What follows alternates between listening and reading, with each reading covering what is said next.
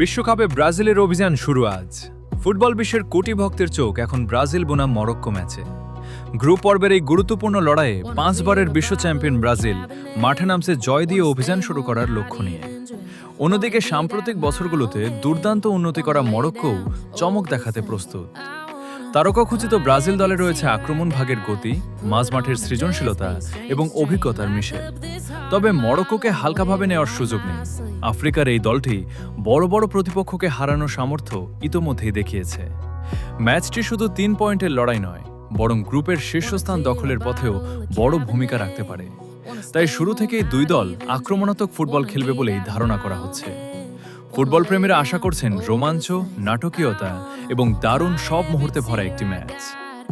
Saudi আরব ও মধ্যপ্রাচ্যের দর্শকদের জন্য ম্যাচটি শুরু হবে 14 জুন রাত 1টায় সৌদি সময়, অর্থাৎ 13 জুন দিবাগত রাত 12টার পরেই অপেক্ষার অবসান ঘটবে।